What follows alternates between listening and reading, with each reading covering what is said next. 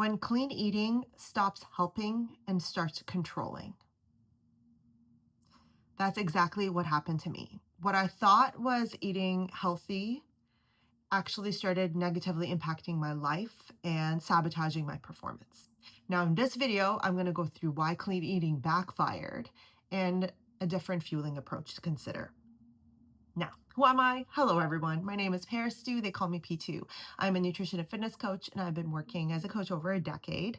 And right now, I specialize in working with weight class athletes to fuel their performance. I learned this lesson myself the hard way.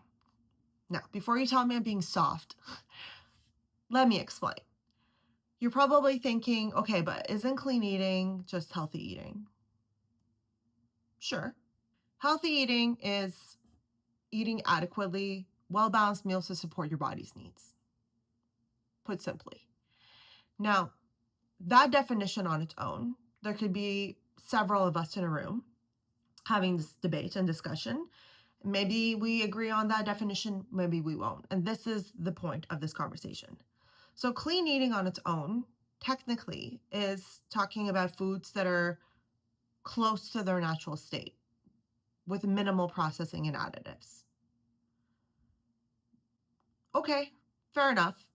It's still not saying exactly what you think it's saying, because attached to that clean eating, there's the opposite, where the foods that aren't in their natural state are junk. So you're either eating clean or you're eating junk, you're eating dirt. Okay. Which then adds to that foods are good or bad label. This is good, this is bad. This is where it gets wonky because food itself doesn't hold moral value. And it's really the context that we're talking about that determines if it's the appropriate choice or not. So something, I'll get into it in a second, but something that can be deemed good by the clean eating standards could actually not be the appropriate choice in a specific context, and vice versa. And then if you're speaking to me, in my background, I have a bachelor's in communication. I very much want to understand your language. I want to understand so we're on the same page. And this is part of the disconnect as we say something which further perpetuates that rigidity. And so my whole goal here is to share why it stopped helping and started controlling. So personal story, and then we're going to circle back. I played high school rugby, and then I played varsity rugby, and then from that stage, I switched to bodybuilding or bikini figure competitions for a couple of years. And in that time frame, which was about 15 years ago, I had been introduced to a variety of different diets and approaches. And I started doing something from I started with an elimination diet from the beginning, but then I kind of, did a lot of different things. I went down the bro science. I went down a lot of restriction. I did the tilapia and asparagus. I did the broccoli, chicken, and rice. And it was I'm doing good. I'm doing good. I'm eating clean, or I'm doing bad. I suck as a person. Look at me eating junk. And it was very, very dichotomous. It was really either good or bad, which meant I was either being good or bad. And then it was really creating a lot of friction within myself. It's a little bit more fear-based. There's a lot of guilt. There's a lot of shame. And thus, if I was doing something outside of that box, so let's say I eat a piece of candy, like I'm garbage, I'm a terrible person, like I'm eating junk. And it got to a point that it was just too rigid. I wasn't following my meal plan to a T. I ate an apple. That's not the ingredient I'm supposed to have. Like it's an apple. So I started to be afraid of it. And what that cultivated was more food noise, was more food obsession, was where instead of it being something that is a supporting character, and helping me improve my training and my performance to fuel me, it became sort of obsessive in a bad way. Disordered eating didn't cross over to an eating disorder, thankfully, but it was definitely just not sustainable. It was taking away from my ability to actually perform well because I would be scared of foods. I would be obsessed about certain things matching these labels that weren't actually accurate. And thus, I went the opposite extremes. So I would flip back and forth and be like, you did something bad. Now you got to be punished. So I would feel stupid and I would restart, and this is the stories I've heard. A lot of my clients have shared this with me. So if you relate, this is not just you. And part of the whole point of this conversation is I would like us to challenge some of those narratives, not because we're being weak or soft or don't have discipline or shouldn't be implementing certain approaches for the goals we have. It's just to recognize, like, are they actually helping us as people? Because if clean eating is supposed to be the healthy way, well, healthy in what regard? Physical, mental, emotional, social, environmental. There is, health is holistic. And is it supporting the whole of a human, a whole of a person, a whole of an athlete? And essentially, clean eating itself is a term of restriction disguised as wellness. And sometimes it can go a bit further. Like if we're talking about different cultural foods and like we're kind of assuming that certain things that don't match these boxes are going to be considered junk. It's like the world is vast. We have many types of cuisines. We have many types of ingredients that are available in certain places and not elsewhere. And I've heard, all types of things that are outrageously silly. Like I've personally heard someone tell me not to have fruit because it's junk, because it has sugar. That's the conversation for another day. For today, what I would like to offer is challenging that language of the clean and junk, recognizing that food is neither good or bad. And this is what I wanted to share, a little example before we summarize the language. So in that regard of the good or bad, let's say something that we would consider bad. Candy. Okay. Let's go with Skittles. Taste the rainbow. Okay. So someone says, I'm eating bad. I'm having junk. It's dirty. This is candy. Okay. Are you just having a bowl of it? Just right now, sitting at your computer, or at 3 a.m. if you're watching this somewhere, like laying down, just going through bowls of Skittles? Or is the conversation about an athlete, perhaps a combat athlete, a weight class athlete, a triathlete, and you're looking for simple carbohydrates that are immediately fueling you?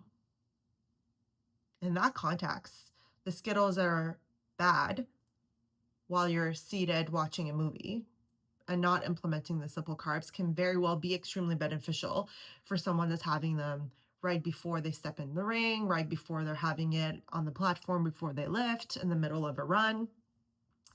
And then vice versa, what's good in the context of being minimally processed? A potato. Great. But having a baked potato right before you're about to do an activity, that's too much starch, that is pretty hard in your digestion. It's going to sit in your stomach. It's going to take some time to convert to fuel. And so baked potatoes, fabulous. Love them. Love them. Anyway, so in this context, potatoes are not the best pre-workout. They're not a good choice. It doesn't mean that they're good or bad. So I said at the very beginning that clean eating is foods that are considered to be close to their natural state with minimal processing.